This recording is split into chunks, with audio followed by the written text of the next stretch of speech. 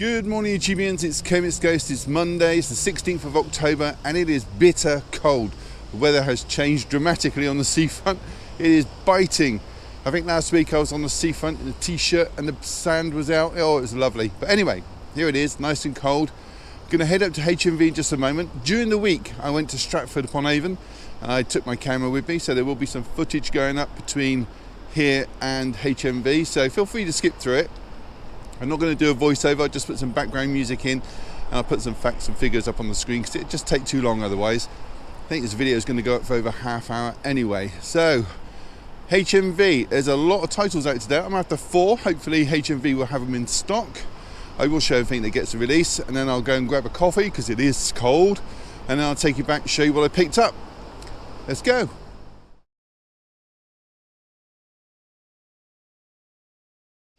Good morning, YouTubians. It's Kermit's Ghost. It's Wednesday, the 11th of October. I'm in Stratford Upon Avon. There's a Royal Shakespeare Company behind me.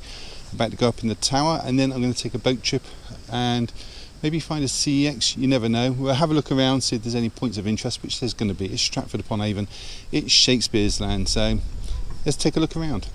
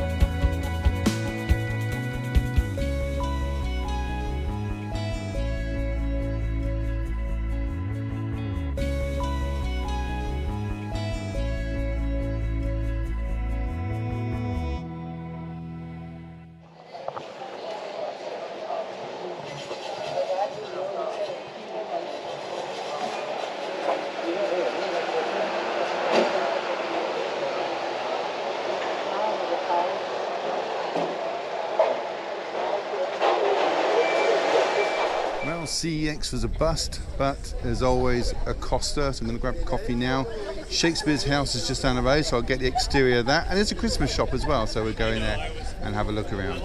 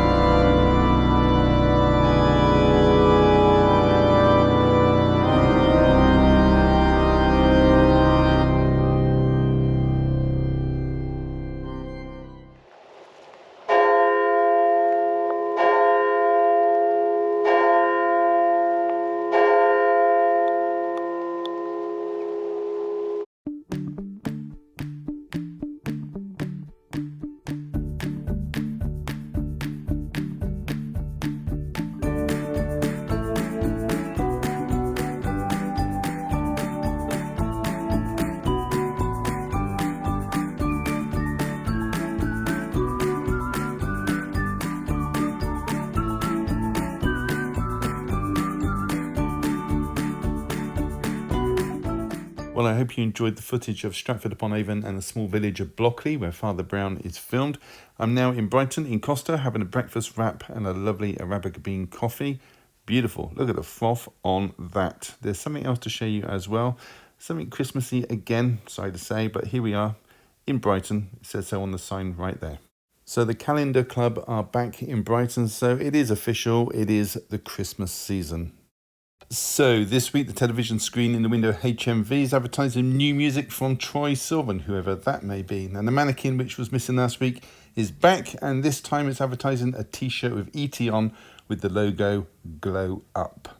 So in the news section we have One Cut of the Dead. Not sure if this is a reissue as it came out in June 2019. Anyway, here it is again, priced at $17.99. You can actually get this off CEX for £8 at the moment.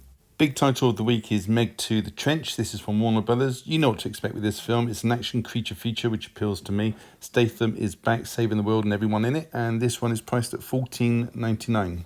There's also a 4K available with a slip for $24.99, or if you prefer, there's also a DVD, and you guessed it, it is priced at $9.99. Again from Warner Brothers is Mortal Kombat Legends Cage Match. This animated martial arts adventure is 80 minutes long and will cost you a very reasonable $11.99, and it comes with a slipcover. A DVD is also available, priced at just £7.99. Next is the HMV Cine Edition Steelbook of Demolition Man. This sci-fi action flick stars Sylvester Stallone, Wesley Snipes and Sandra Bullock. As well as a gloss finished steelbook, you will get a poster and art cards, and this is priced at $29.99. Next is a Signal 1 release of The Legend of the Seven Golden Vampires. This horror film is from 1974 and it stars Peter Cushing as Professor Van Helsing. This will cost you $12.99 and it comes with a 15 certificate. Next is yet another release of the Anaconda 4 film set put out by 88 Films. These movies ran from 1997 to 2009 and have a combined runtime of 336 minutes. This is in a slimmer case than before and will set you back $24.99. So next is a re-release of Delicatessen, again put out by Studio Canal. This surreal horror from 1991 has a runtime of 99 minutes and will cost you $14.99 and it comes with a 15 certificate. Jean-Claude Van Damme's Knockoff next. This is a standard edition as a limited edition came out on the 30th of November 2020.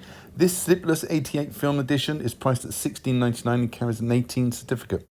Little Bone Lodge next. This is set during a storm where fugitives take refuge and a family hostage, but they get more than they bargain for. This horror will cost you $14.99 and it carries a 15 certificate.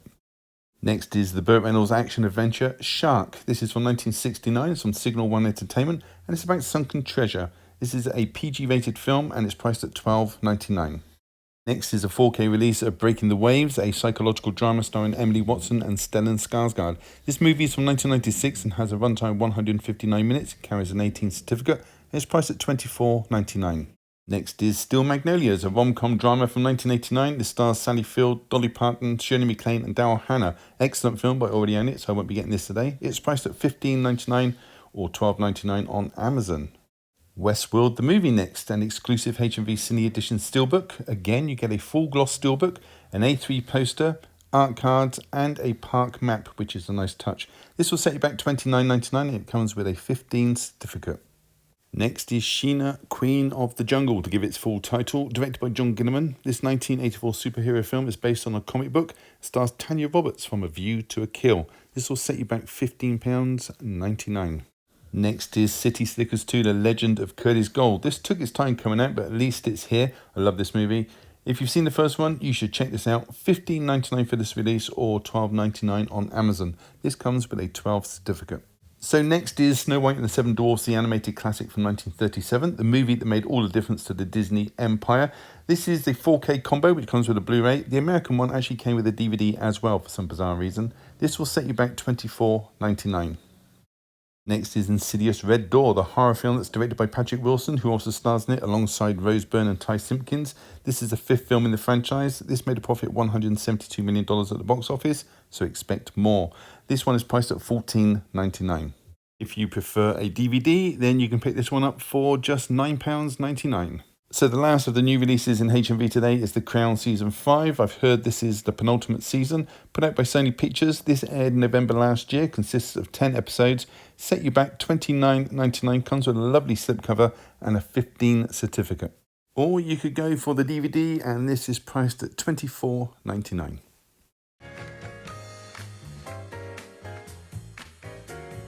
Hey everybody, welcome back. So HMV had all the films I was after. So before I show you these, I want to show you something else as well. Okay, whilst I was away in Stratford Upon Avon, my two daughters very kindly bought me gifts.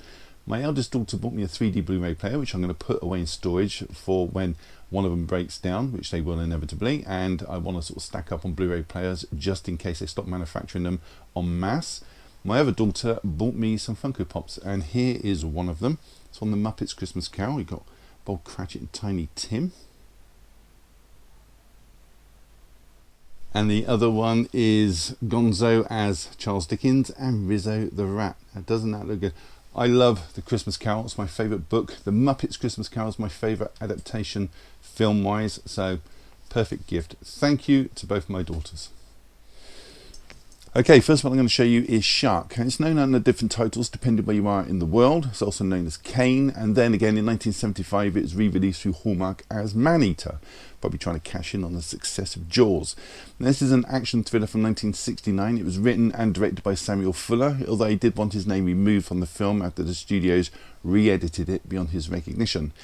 Samuel Fuller's films include the western 40 Guns and the crime drama Crimson Kimono. And this stars fantastic actor Burt Reynolds as Kane.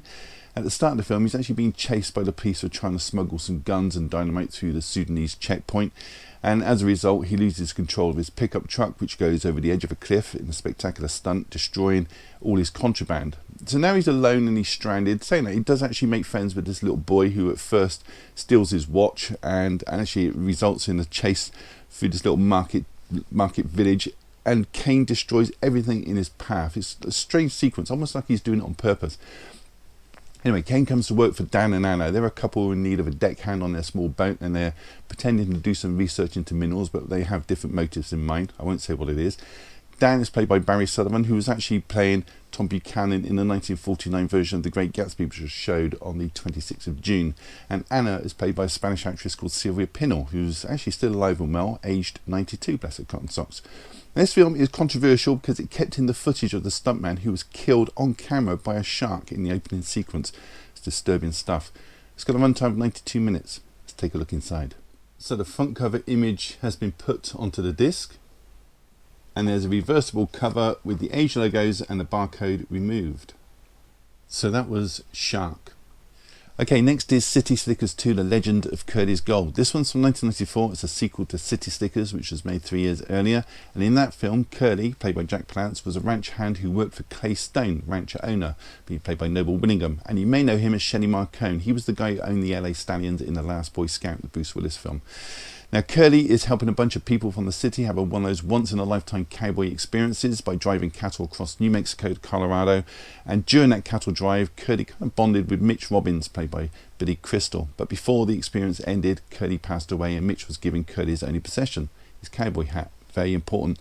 Now, 3 years on, Mitch has now moved out of the city. He's a radio station manager, and he's much happier in life. His best friend Phil, who was also in the first film, is now divorced, and he's now working for Mitch. Phil's being played by Daniel Stern from the Home Alone films. Bruno Kirby's character Ed, who was in the first film, friends of Mitch and Phil, is replacing this by Mitch's irresponsible younger brother Glenn, being played by John Lovitz.